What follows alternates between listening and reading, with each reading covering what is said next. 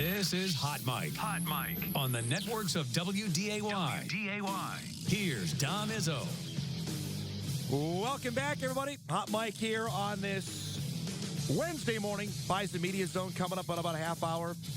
Jory Collins, women's basketball head coach, will join us on the reshaping and retooling of the Bison roster. We'll do that in about a half hour with the additions that NDSU made. Also about the departure of L. Evans, who we just had on the show. We'll get to that in just a little bit. Obviously, the big talker over the weekend was the NFL draft. North Dakota State did not have a player selected, but doesn't mean that the Bison were devoid of getting guys signed to some free agent deals. The neat part about it, we talked about it on Monday's show, everyone that participated in Pro Day in March ended up getting a deal, from Jake Kubis and Jalen Sundell, the offensive lineman. Tamarick Williams did. And our next guest, who has the record, I don't know if this is going to be broken.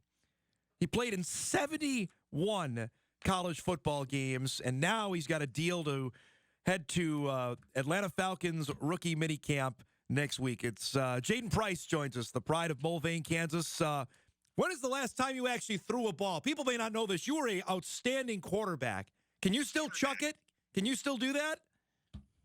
I can still swing it for the best of them, Probably not as well as I used to in the high school days, but I can still swing it pretty good. It's great to see you. Congratulations. We were just visiting off air. Tell me on the conversations late in the day Saturday. The phone are you nervous when the phone starts ringing? Give us the emotions on Saturday.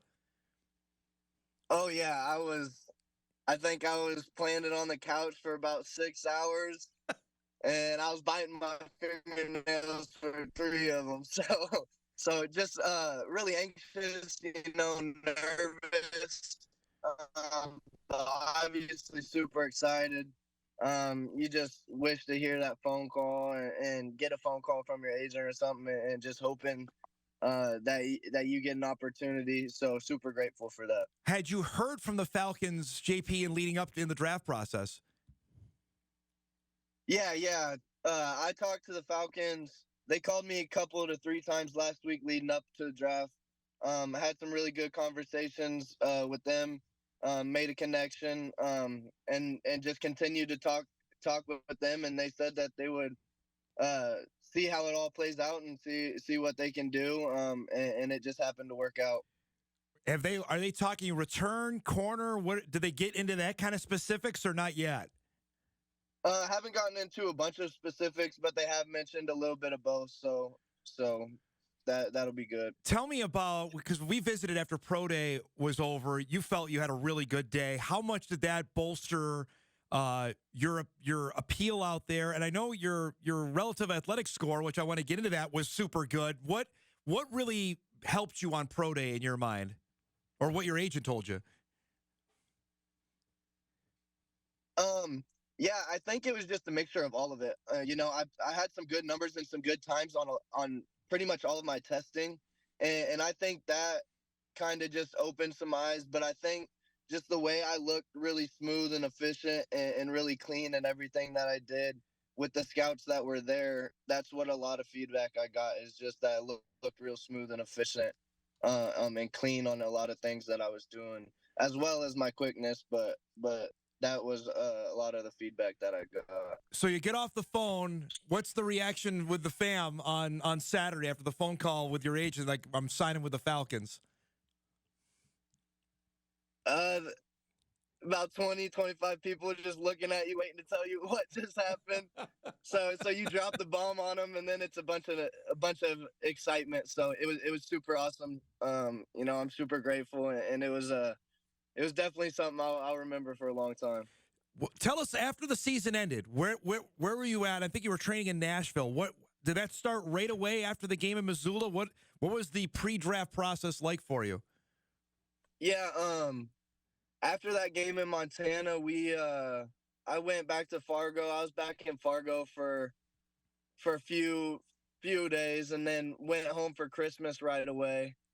And then I was home for Christmas and the New Year, and I started in Nashville, started training at X3 on January 2nd, and I was down there all the way until March 22nd, and then I went back to Fargo.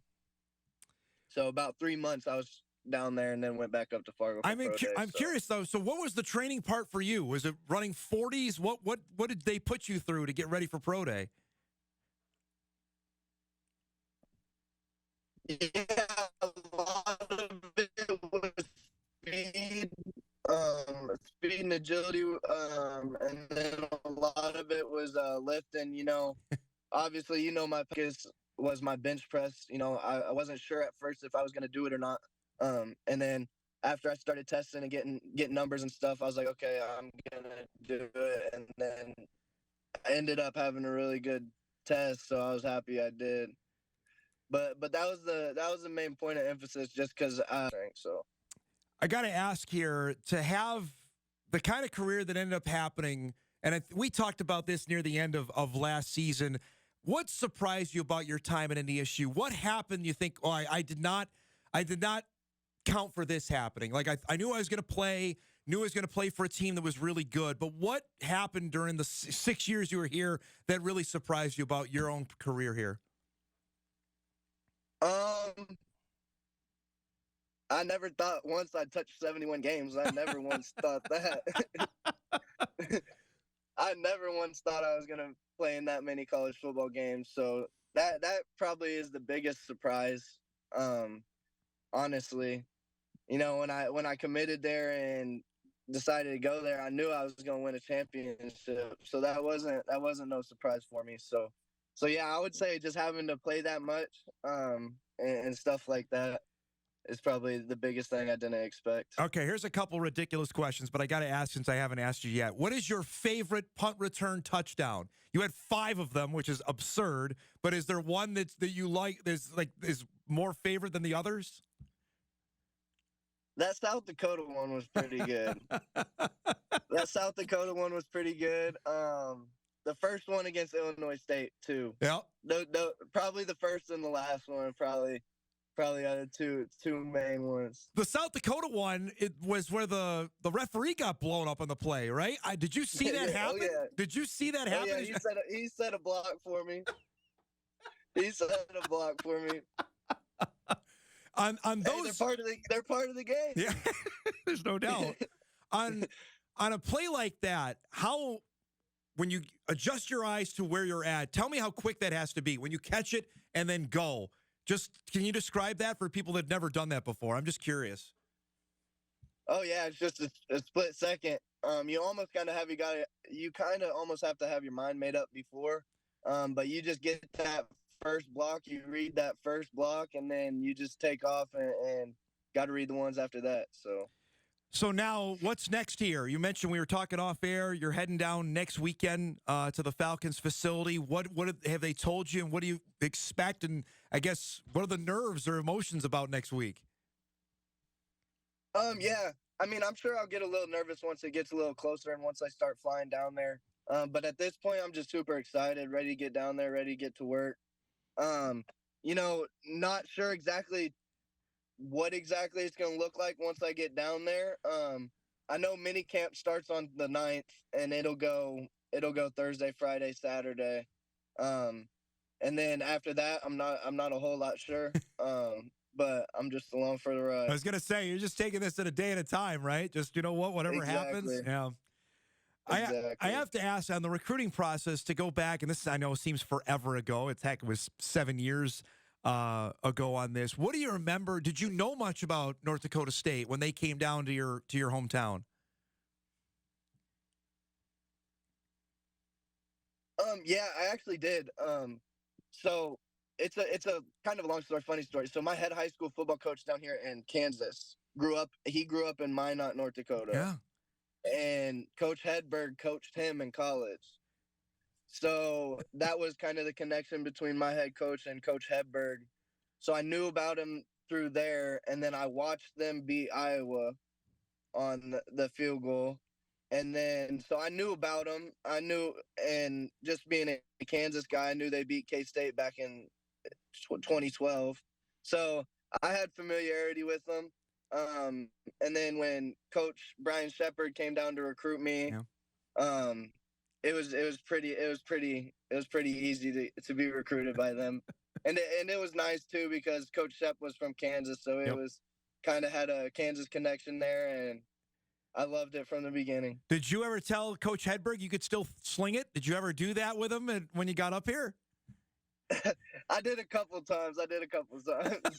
He wasn't going for it though. Before I let you go, I got to ask, if you could trade to get one more game, to get game 72, because you know the next game is against Deion Sanders in Colorado, would you take that trade to say, you know what, give me one more? Would you want that, or are you good with what you did? Oh, absolutely. Absolutely. I would do a lot of things to play one more college football game, and I haven't even been done for over 6 months. So yeah, I had the most fun playing college. So I would do that in a heartbeat. I really appreciate the time. I know you're a busy man. Thanks so much for this. Congratulations, and we'll catch up down the road, all right? Yes, absolutely. Thank you very much, Don, for having me on. Good talking to you. Good to see you, bud. There he goes, Jayden Price joining us this morning with the signing with the Atlanta Falcons over the weekend. And again, the stats will bear it out.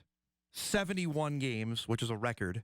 Eric, if we can cue up the South Dakota punt return, it's part of the video there that he's talking about. That was the backbreaker of that game. Bison were already up, I think, 14-3 at that point when he took that. And I think Eric was sitting right next to me as it unfolded. And we watched it as the referee threw a block for him. And he talked about it. I mean, you'll see, I think on this angle, you get a pretty good one right there. He allowed him to get loose. And there was a flag on the play that was on South Dakota. And again, this is another look at it. I think you're going to see right there. Referee got totally clipped on the play. And that was the backbreaker. Bison went up 21-3, and the game was effectively over at the end of the first quarter. But he had such a incredible ability to do that. 5 of them returned for touchdowns. Our first game, our first broadcast on WDAY in the fall of 21, that game against Albany. He brought one back. It was called back because of a penalty, and then the next week he did do it against Valpo for a touchdown. You saw the one, the season opener against Drake. He did that in 2022. And then did it again, I think against Murray State, I want to say, and then the game against, that was to tie it, and then the game against South Dakota to set the record. He was a tremendous athlete and got his first career interception. This is a little trivia question for people. When asking about him, it came in the COVID game. Trey Lance's last game against Central Arkansas. Price then was a redshirt sophomore, I want to say, and sealed the game. I believe wearing number 35 at the time to seal the game against UCA in the process. So an electric career, and we were there on Pro Day, and he had some great testing. He's got good speed, good hands. Special teams players are always coveted at the next level. And even though with the kickoff changing and how that is, the punt isn't. That's not changed there. And his ability to be a weapon in the return game has to be appealing for those looking at the next level. So appreciate his time and giving us a few minutes there. We'll break. We come back. We got some emails to get to on the Twins TV debacle. We'll wrap things up and get you ready for the Bison Media Zone as well. Hot Mike continues. We're back on WDAY Extra right after this.